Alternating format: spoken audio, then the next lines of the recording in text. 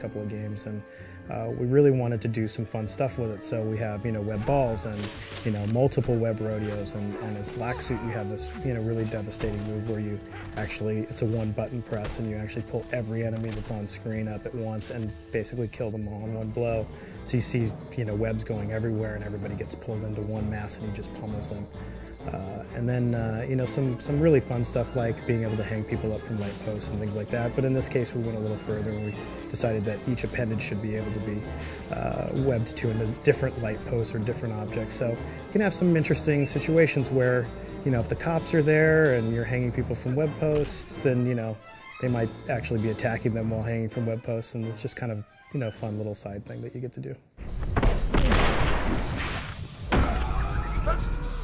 There's no question that in Spider-Man games, camera is key, and it also is probably the most difficult task of any game that's out there. He moves extremely quickly, and he crawls on any surface, and basically you have to have a camera that adjusts to all of those situations. So moving 200 miles per hour and doing so upside down is a tricky proposition. But what we did is we took the best of what we had in Spider-Man 2 and we translated the USM stuff into those things, and we looked at each situation. We wanted to frame the action appropriately while still giving people control over the camera. So that's the tricky part, right? He's moving really quickly and you want people to be able to control the camera. So only in certain situations do we lock the camera down. So they really have free-form gameplay experience, but we did make these really huge environments so that not only could you traverse these huge environments and it seemed bigger than life, but also it manages the camera a lot better because you're able to frame the things you want to frame and really see the whole landscape really well. So in Spider-Man 3, we, especially in regards to the boss fight experience, we really wanted to bring a lot of things to the table. We not only built sort of big arena-based areas for them to be played in, we also really played up the characters. They're much more in your face than they were before, much smarter. But it's important to know that we have both, what would be considered more traditional melee type gameplay using the combat system and the webs and things like that. But we also have this really cool interactive setup where when you get the enemy character in certain situations, you can actually pull off special moves on them.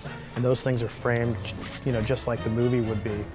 So whether it be right in the middle of a fight or whether it be the big finisher, you get to do this really cool, dynamic Spider-Man or black-suited Spider-Man-like move on these enemies, and in most cases it ends pretty badly for the enemy as long as you're doing the job right.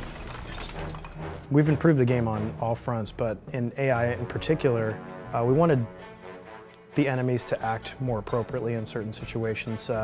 We wanted them to flee, we wanted them to be able to take people as hostages, we wanted them to be able to attack aggressively or in packs, and all of those things ended up coming to be. So each time you fight a new group of guys, you're obviously getting stronger as the game's going on, but they're obviously getting smarter and maybe in some cases actually taking more damage or doing more damage. So we have a really nice curve of enemies that you come up against as you go through the course of the game.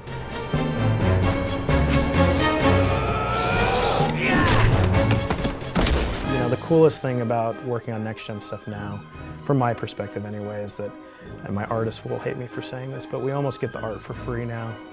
We work really hard and the technology has to support that, but as designers we're actually able to focus more on gameplay and scenarios like that, and AI, and we're just touching the surface on it right now, but it's going to be much better moving forward for game design and players to experience this stuff and it still look really great. So I think you end up getting the best of both worlds. So the main difference between the SKUs is on the 360 and the PS3 are primarily the same except for we have a special unlockable in the CE version of PlayStation 3, which actually allows you to use the 6-axis controller and actually control Goblin and a bunch of new gameplay.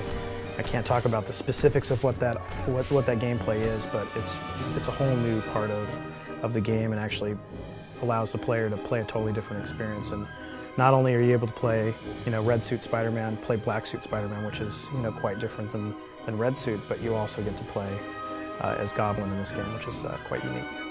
So Spider-Man 3 comes out day and date with the movie, May 4th. We're really excited about having people play it. Comes out on the Xbox 360, the PS3, the Wii, the PS2, the PC, the GBA, and the DS. Look for it.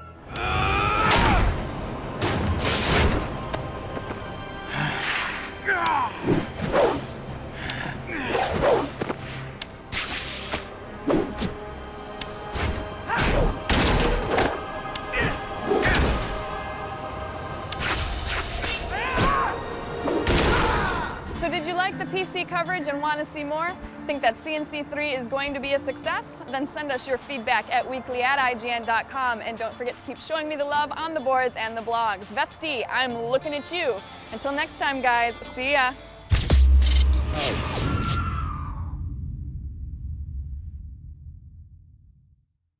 Hey Charles, I can see up your skirt.